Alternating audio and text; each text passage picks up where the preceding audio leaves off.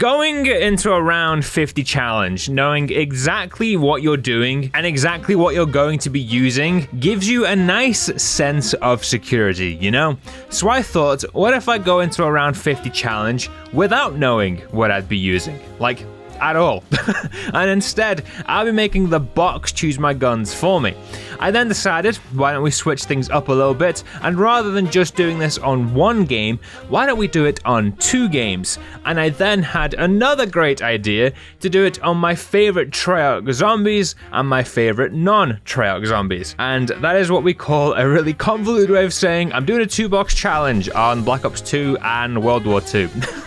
The 2-box challenge will always be my all-time favorite, and it's been a while since we've had some box-infused pain inflicted upon us, so here we are. There was a very good chance I was about to be shafted, and in an attempt to mitigate the hell that I may have soon been a part of, I decided to do this on Buried. Kind of like counteracting the pain, you know? I started off by just grinding out some points, and at the beginning of round 3, I headed down into Buried to get things rolling. And oh boy, did things start well. We make it down and get quick revive boards, where I then made my way to the box. We get a spun, and the nerves are very real, but there was no need for them to be, as I only went and pulled the Galil. It's the absolute best thing I could pull, and it was a damn lot better than what I was expecting. The second spin, however, gave me exactly what I was expecting, as I got the Cap 40.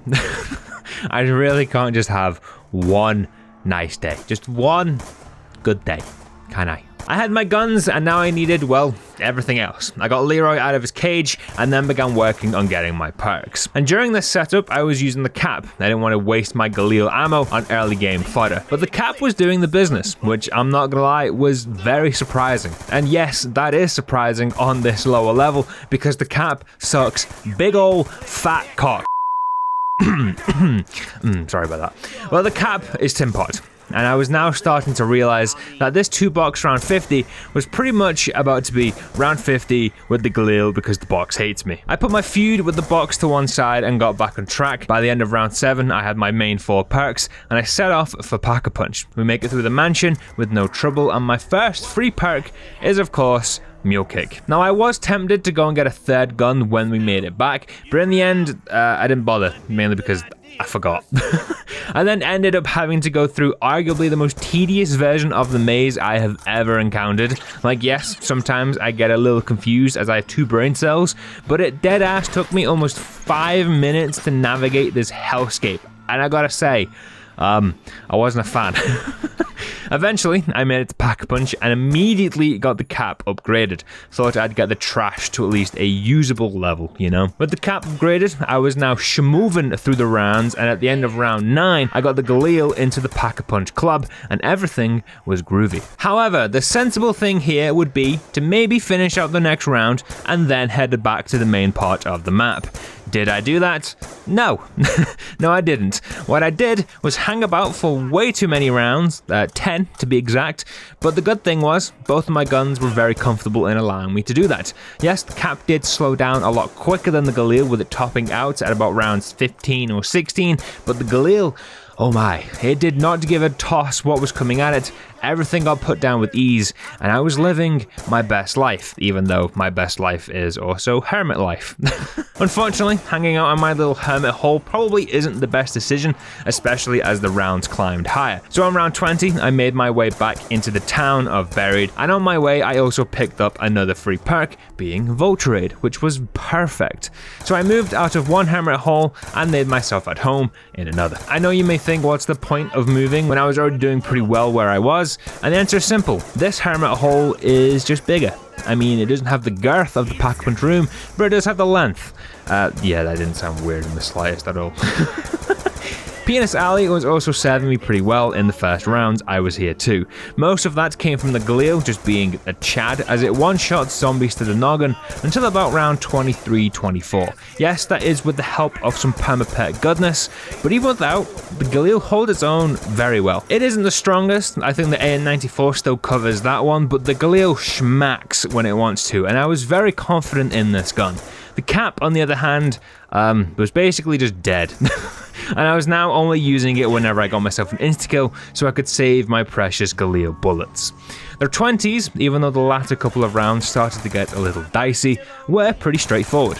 As I said, the Galil hits pretty hard during these rounds and it carried me into the 30s, and this is where shit really started to hit the fan.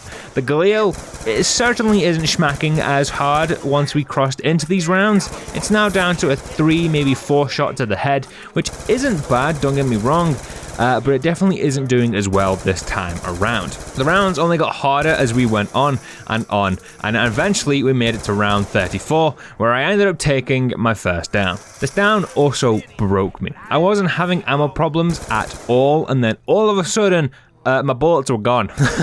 I get down to my last mag and I dead ass think my last bullet of that magazine nets me a maxi. The only issue is I can't get it because the zombies have already swarmed me and now I'm taking a dirt nap. Luckily, once I revived, I was able to grab the maxi and get through the rest of the round. I did now have a pretty big problem. I had 5 perks and no way to buy quick revive, which means the only way I can get it back is with a trip through the mansion, which ends with me getting stamina up. It also ends with me getting dead. I thought I'd give a little worship to the zombie gods before taking the perk, and as it turns out, they don't listen. Who could have seen that coming? And yeah, it got me dead. I also don't think round 35 is that bad. But now, it's time to move into World War II. I'm not gonna lie, the box in this game is a little bitch. Every time I get a gun from the box on this game, there's like a 90% chance I am getting a sniper. It happens almost every time, and I was dreading that it was going to happen again. However, I first had to worry about actually getting to the box. Thankfully, World War II starts you with a decent amount of ammo and a shovel. So I got to work on getting through these early rounds by basically just thumping a bunch of zombies in the face with a shovel, which, let me tell you, definitely as fun as it sounds. It took me a few rounds, but on round 4 I got my points together and I got my ass over to the box. First spin and out pops the Type 5. Straight up, no idea what that gun is, but my second spin gave me the Volkssturmgewehr, which is still to this day the greatest name ever. It also isn't a bad gun either. It's nowhere near the best, but it'd certainly be doing a job. The Type 5, however, was hitting. It seemed to me to be very similar to the M1 Garand, just with way less recoil, and it was dealing some juicy damage. These early rounds, the zombies were nothing to this thing, and it tore right through them all.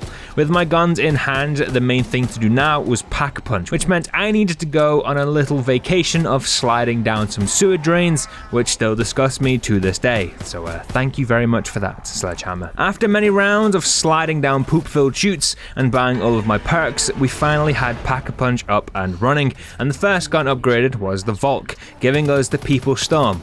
Still prefer the original name. The Type 5 was upgraded shortly later, giving us the Goban, which I'm sure is in reference to something, but I have no idea what. Some guns in World War II are given extra little tricks and surprises once pack-a-punched. Unfortunately for me, it didn't seem like either one of my guns were given any of those tricks, which was a little disappointing, but we move. I gotta say as well, both these guns cleaned house during the teen rounds. I wasn't too sure either gun would be able to keep up the impressive start, but they both did, especially the Type 5. That thing is wild. The Volkssturmgewehr did start to fall off a lot sooner than my other gun, but it still held its own enough throughout the teen rounds.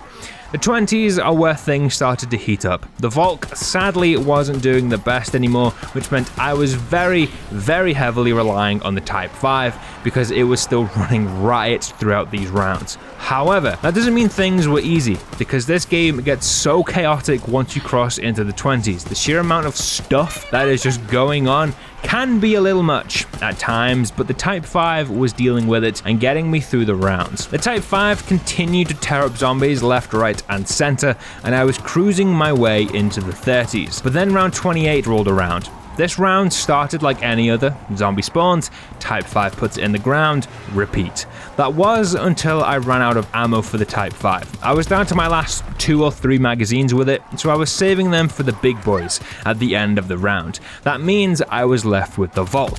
It wasn't the worst weapon to be using this round, but it was struggling, which became pretty evident when I took my first down. I get overwhelmed and forced back into spawn, and the Volk is just dying, and it too ends up completely running out of ammo, forcing me into using the Type 5, but even that can't save me. Whilst down, I took the opportunity to take down as many zombies as I could with Mustang and Sally.